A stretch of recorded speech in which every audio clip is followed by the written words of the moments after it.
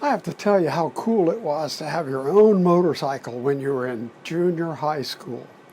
When I was 14, my dad bought me a motorcycle, and I could drive by myself on the street in my Zundapp.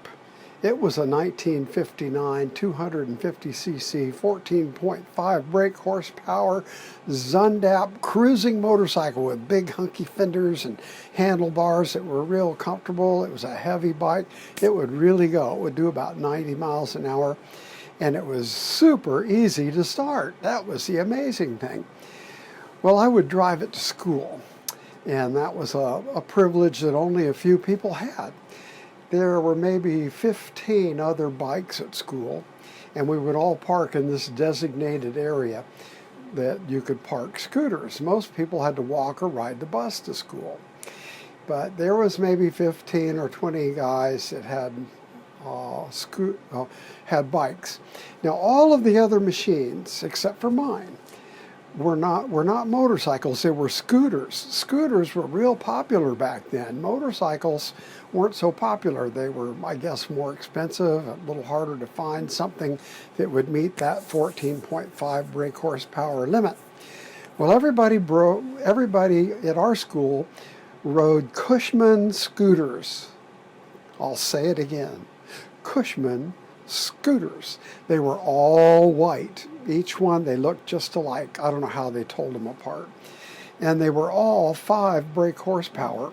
And they had what looked like a big lawnmower engine in them that was a vertically mounted engine that was mounted under the seat. And Cushmans were known for being slow and clumsy. They had these small wheels and being very hard to start. And so after school, everybody would go racing out to their Cushmans, and I would go out to my Zundapp, and I'd take the key out of my pocket and I'd pop it into the headlight, which is where the ignition was, right on top of the headlight. And I'd just sit back and I'd watch these guys try to crank their Cushmans. It was really kind of funny to watch. You had to reach down and pull a pedal up, and the pedal was right in front of the seat.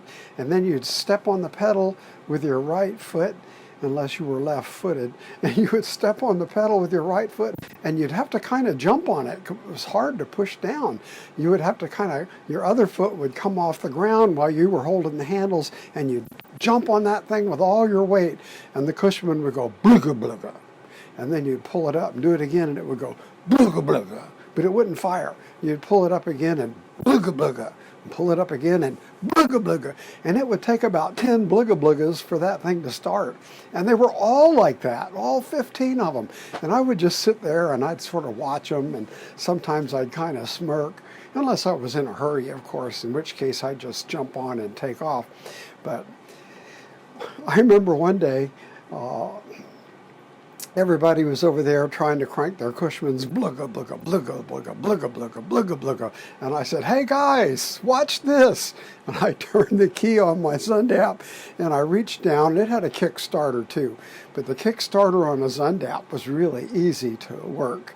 I turned the gas on, and I reached down with my hand, and I took the Kickstarter in my hand, and I just went, broom, broom, broom, broom, broom, broom, broom, broom, broom, broom. And that's what a Zundapp kind of sounded like. The Cushman, when it was running, was kind of blicka, blicka, blicka, blicka, blicka, blicka, blicka, blicka, blicka, blicka, blicka, blicka, blicka, blicka. And the Zundapp was and you'd take off. And that day I had fun because I was just teasing them. Look at here, guys. Broom, bloom, bloom, bloom, bloom, bloom, bloom, bloom, bloom.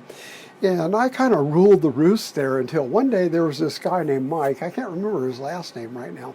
But he came to school one day on a brand new, shiny Yamaha 250cc twin-cylinder motorcycle. Now, Yamahas were not popular, and they had just started selling them in the United States.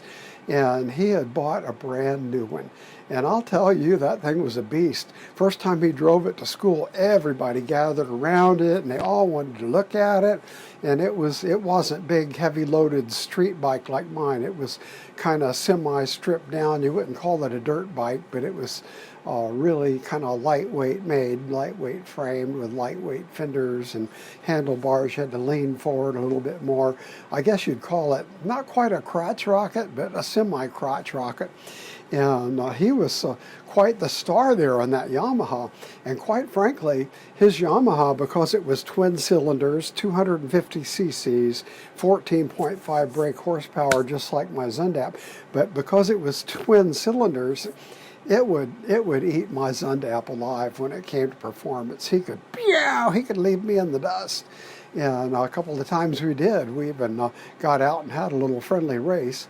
Now, top end was about the same. Once mine got winding up on a straight road, my top end might have even been slightly more than his, because his was geared a little bit lower. And everything went fine for about 6 months, but he was a little bit reckless. And one day he didn't show up at school, and we started hearing different rumors. And what happened is he was sort of racing along, not paying attention to what he was doing, going too fast, and he back of a semi-truck, come flying right off of that bike. The bike was totaled, and he goes, blah, kind of like a splatted bug right on the back of a semi. And it smacked his face up all pretty bad. He ended up with some pretty bad lifetime scars on his face, and he never got another motorcycle after that, as far as I know. And it gave me an opportunity to rule the roost again, until one day a guy shows up with a Mustang motorcycle, which is kind of a cross between a scooter and a motorcycle. But it was hard to start, and I could edge him out on top end pretty easy. But that's kind of the way it was when you had a motorcycle and you were a kid in junior high school in the old days.